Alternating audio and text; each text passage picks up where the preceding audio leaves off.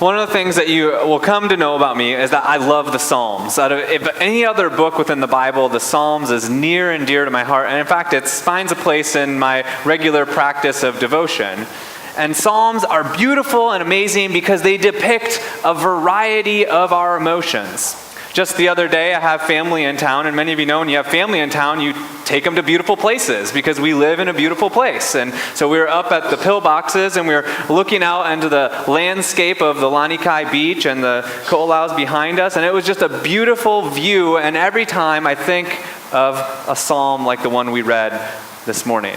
Praise God, God's steadfast love endures forever. Like the sand that was created on the sea, God's love has been there way before us. And then there's other psalms of lament that express sadness and sorrow. And that's what we talked about last week. We talked about how gratitude isn't just these smiles that we all have on our faces, saying thank you when we're on the mountaintop experiences or looking out into the beauty of ocean. But gratitude is also bringing our emotions, even the hard ones, to God. That's what the Psalms do. They teach us how to bring who we are, good and bad, telling stories of the past and hopes of the future to God. And we present them to God as they are, and God receives them as they are. One of the challenges, I think, is that we often feel like we have to have the right emotions at the right times. I mean, I think of this as not just something that we feel like we have to do, but something that we feel others have to do. I think one of the eternal struggles of a parent is the response, thank you and I'm sorry, actually having their heart along with it. You know what I'm talking about? Are you really thankful, or are you just saying thank you because you said thank you? Or are you really sorry, or are you just saying sorry, I'm sorry, because you knew that that gets you out of trouble, right? It's a quintessential problem, but this idea that how do you stir in someone not just a response, but this emotion? Because I would imagine as you look out at some beautiful view, whatever that beautiful view is for you, it's this natural response within you to give thanks to God, or to give thanks for the beauty that's before you. It just is part of you, and you can't describe why, and you can't describe how. And at the same time, we try to train ourselves to have these responses, don't we? And we would try to train our children to say thank you and to say I'm sorry. We try to train ourselves to be grateful every day, because every day is a good day from God. But the challenge is that it takes both your heart and also your practices. We began our sermon series on gratitude. Last week we talked about presenting our emotions in all their complexities and their challenges to God. And God takes that as part of our thanksgiving to God.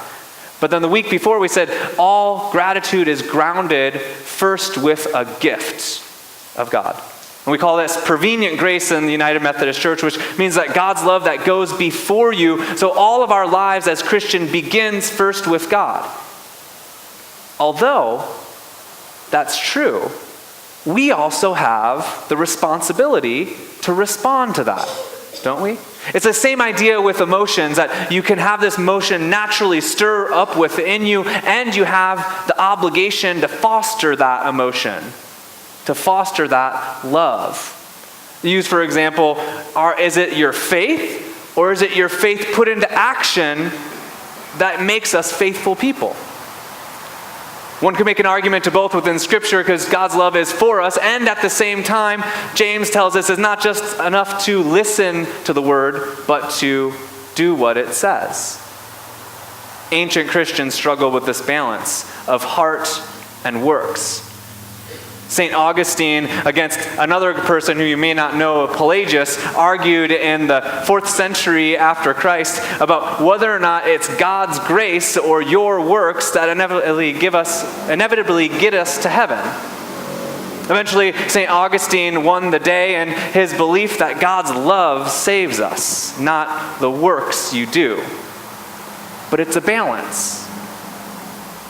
When I work with premarital counseling with couples, many of you know, if you've been married for more than a year, or more than a day, I should say, that love is both an emotion and a practice, right?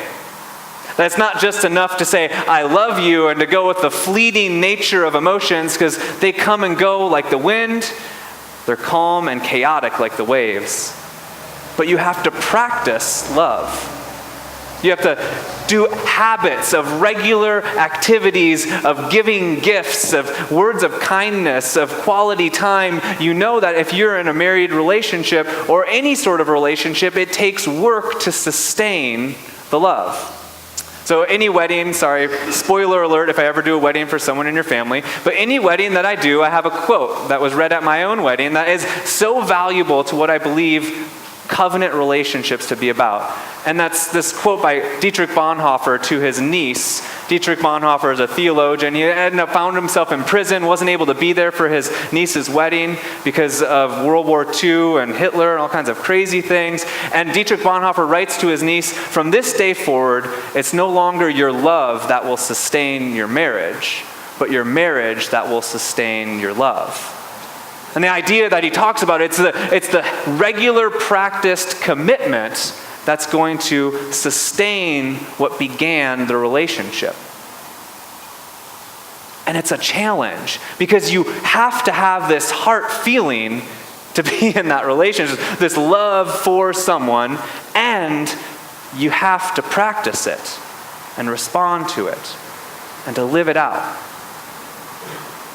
Early Christians knew this. In the 5th century, there's an order of monastics, probably the first really organized monastics. They're the people who secluded themselves from all of the Greco-Roman craziness, and they devoted themselves to spiritual disciplines and practices. And one of the earliest orders of monasticism is called the Saint Benedict, or the Benedictine order of monastics.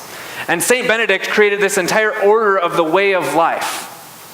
And would you believe it or not, but he read through the Psalms every single week. All 150 of them was ordered throughout the day. They had 7 different times through the day, from the early morning, to the midday, to the mid-afternoon. And some of you might know the one that lingers around a little bit, a service called Vespers service, which is right as the sun goes down. And every single time when they would gather themselves for a devotion, they would sing a number of psalms.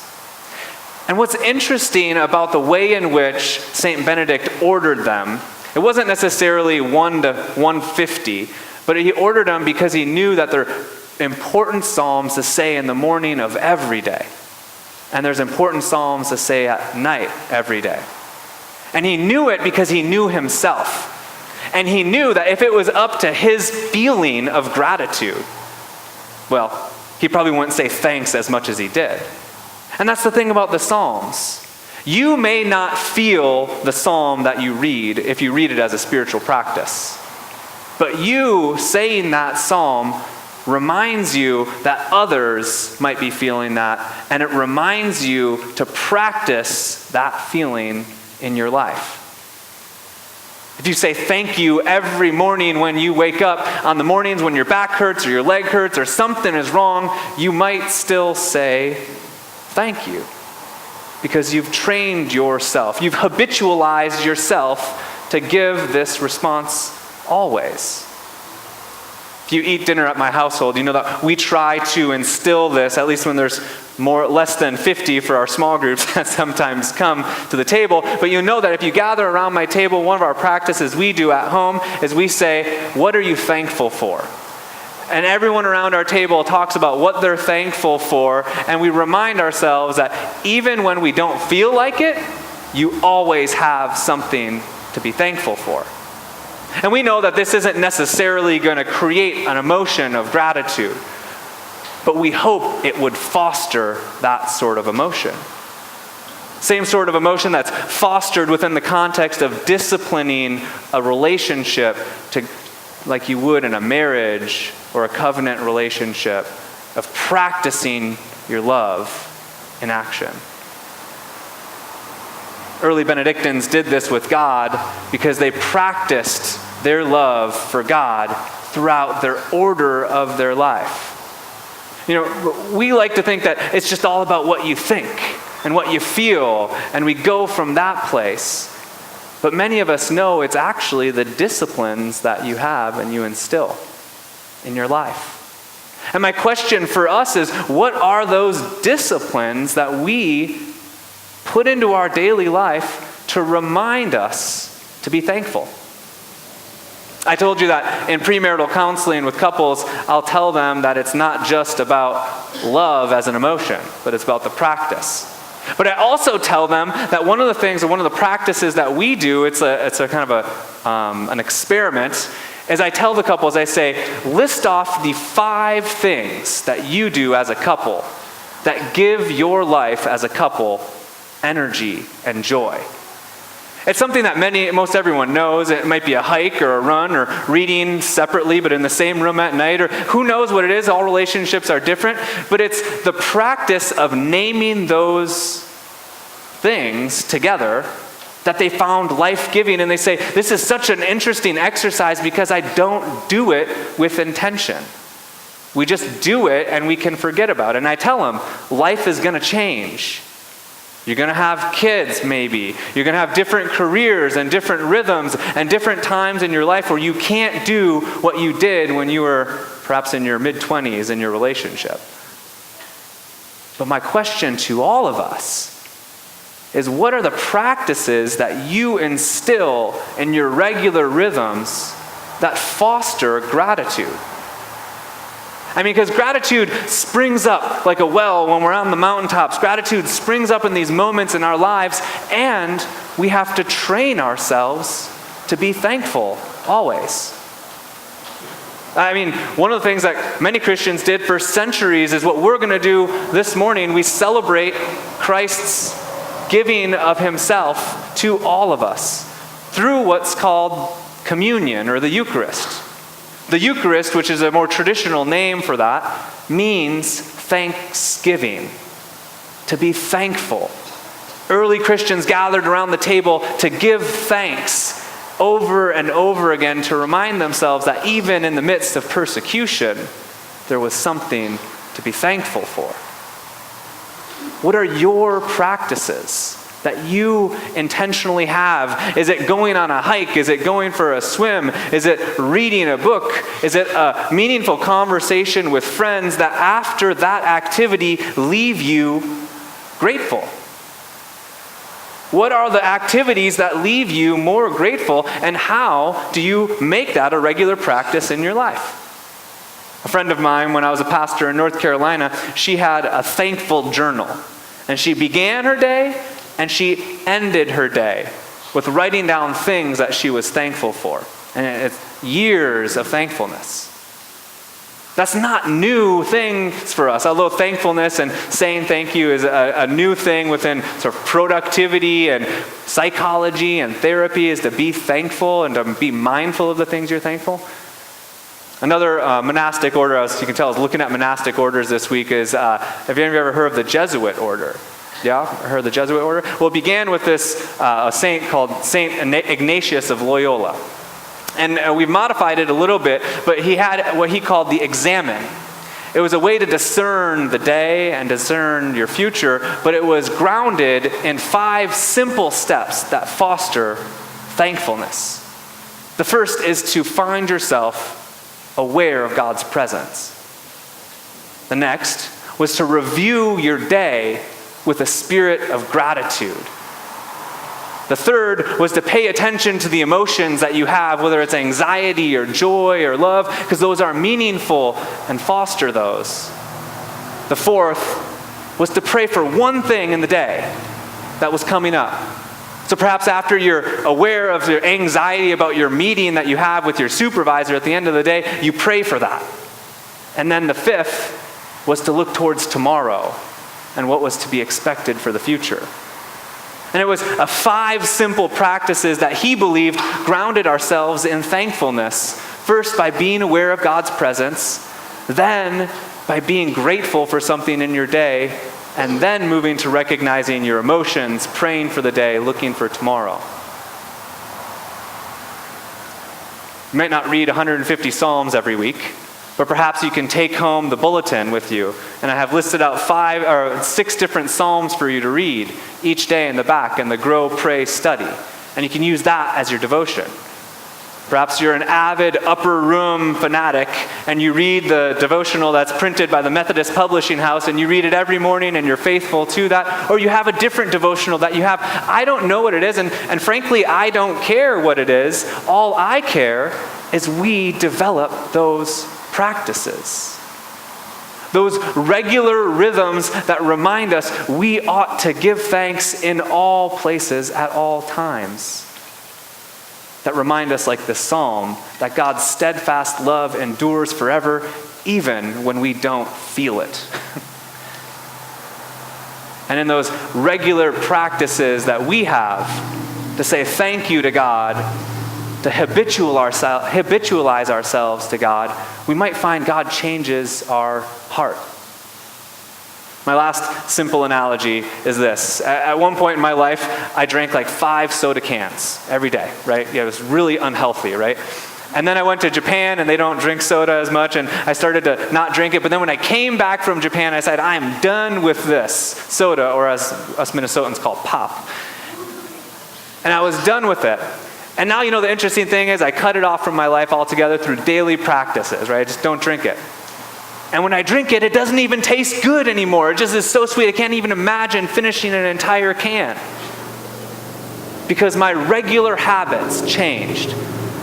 And my habits fostered a desire that was different than before. How are your habits, your regular practices, like what you choose to drink, how you choose to wake up in the morning, going to foster a spirit of giving thanks?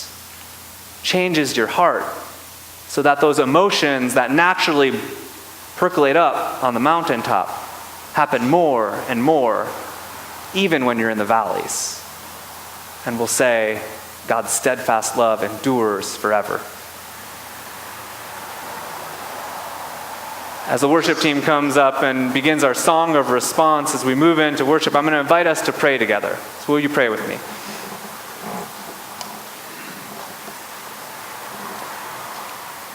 Gracious and loving God, we know that your love is always for us.